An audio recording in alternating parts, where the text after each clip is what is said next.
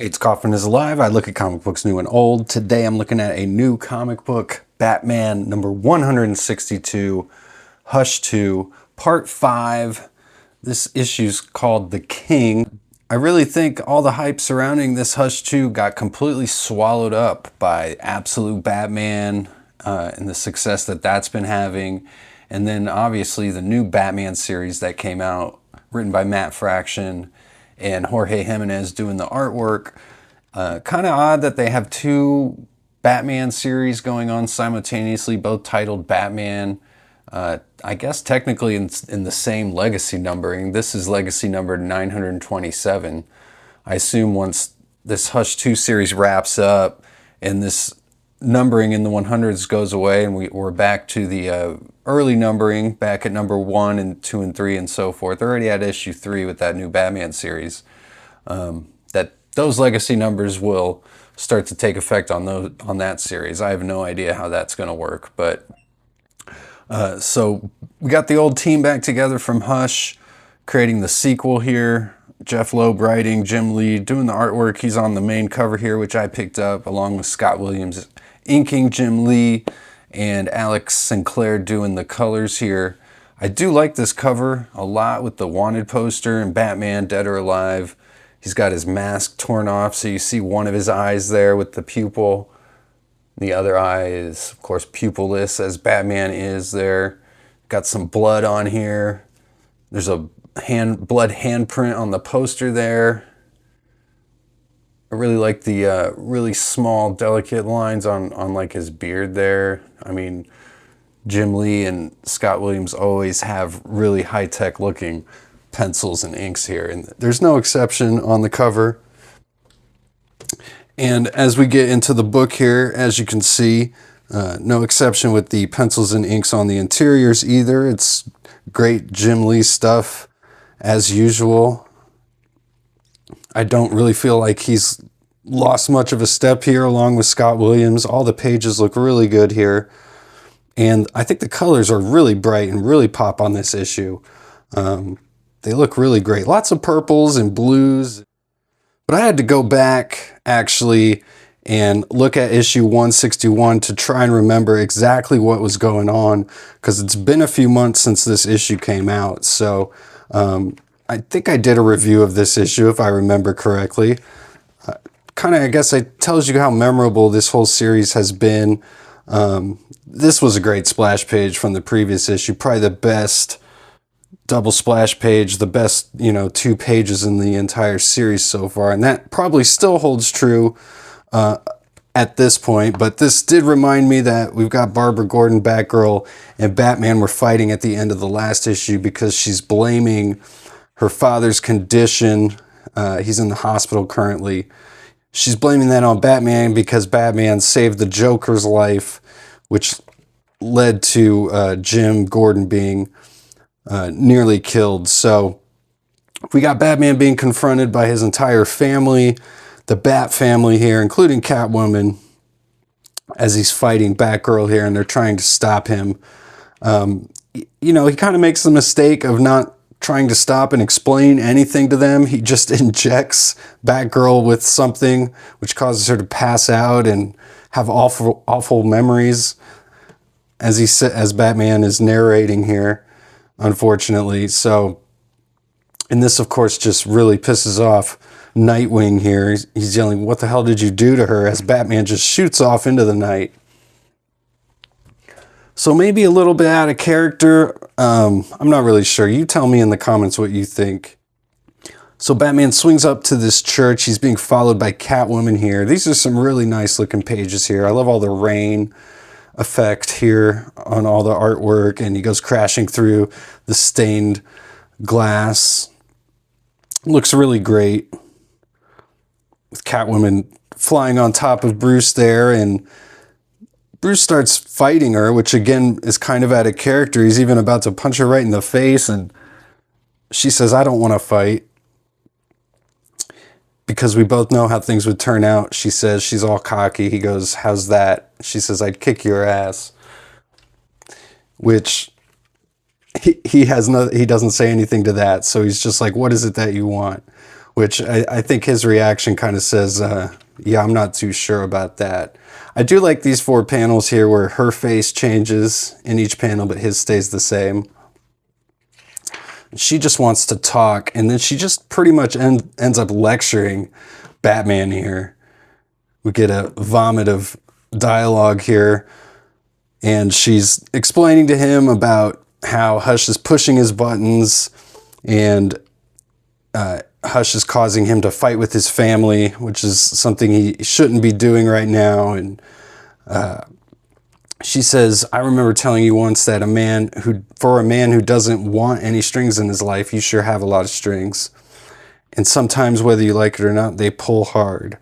And she goes on and she's saying, this is why we've never worked out either.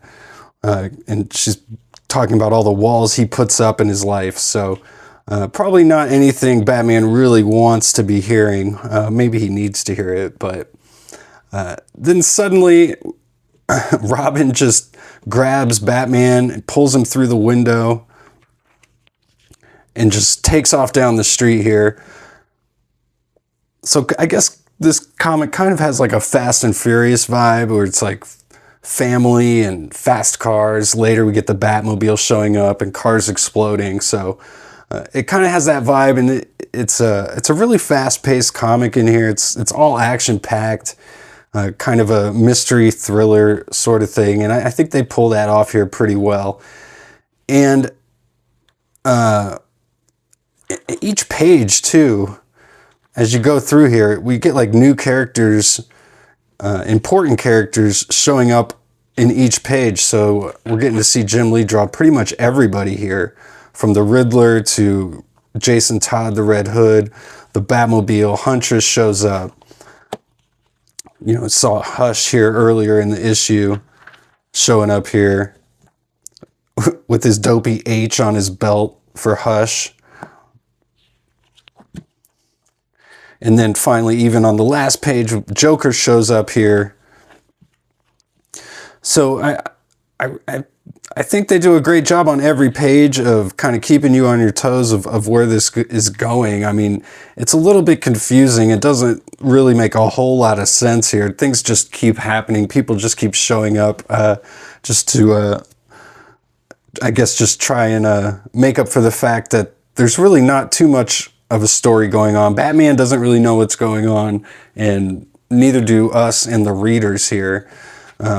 He's trying to figure out why Riddler is teaming up with his family, and Riddler doesn't have much of an explanation past they need all the help they can get, as do you, Bruce, because you have friends in low places. Whatever that means. And Riddler puts up a pretty good fight with Batman until Batman figures out the reason for that is because he's got this exoskeleton suit that can mimic Batman's fighting abilities, so Batman is able to shut that off and shut down the Riddler. These pages were a little confusing here. They look great, but we've got we got Nightwing here trying to help Batgirl, and then we've got Hush up here on the balcony, and he's shooting at them when Huntress shows up to block it. And then I thought Nightwing was throwing his staff at Batman here, and they were like going at each other, but then you see that they're both throwing it at Hush here up on the rooftop. So I guess they both were able to see him up there, and they're able to knock Hush back. And I think that's the last we see of him in this issue, because Jason Todd shows up in the Batmobile with the distraction. So Batman's unable to go after Hush, but Huntress goes after Jason. So we get a great scene with them fighting each other. He's impressed by her. And finally, Nightwing says, I came to talk. Batman, though, stupidly says, none of you want to listen. So instead of talking to them, he's just being kind of ignorant here. And he says, I'm not letting you leave. But then Batman just throws the door on them. And you think he's actually knocking them away, but he's actually trying to protect them from this giant explosion as he detonates the Batmobile here. Or I think maybe Hush had explosives planted in it, and Batman knew that that's what was about to happen, so he activates it. I think that's what happens here. It's kind of unclear. This is an awesome page, though, of this explosion. And again, we've had all these like really cool colors, the blues and the purples and the pinks all throughout here. And then we get this giant bright explosion with lots of oranges and yellows here. It looks great. But he was actually trying to save them here when he threw that door on them to barricade them from the blast. And again, this was kind of confusing, but he goes through the ground here, like into the basement or the sewers under the street here. And I didn't get this either. He says he's not alone down here, and he sees there's like Bane and some other like little demon creatures. Is that just his like mind getting to him here or something? I'm not too sure what's going on there, because then Joker just shows up. And he says, well, look who fell into the well. I really didn't think that the dialoguing and scripting here was all that great by Jeph Loeb. Definitely have read some better stuff by him. This is a great drawing, though. I love this drawing. I love the little smiley face buttons on the sleeve on Joker's suit jacket there. Nice looking gun here. And we get all the variant covers as well. They had a foil version of this A cover that I had, so. There's a DCKO Night Fight preview in here as well, which is kind of interesting in being in the back of this issue, where we kind of got the a night fight of our own in this Hush 2. And there's also a Harley and Ivy Life and Crimes #1 preview in here. And I really like this art style in here, and the fact that they're using the original animated series costume for Harley. Erica Henderson is the writer and artist here. And this is a nice little preview story here.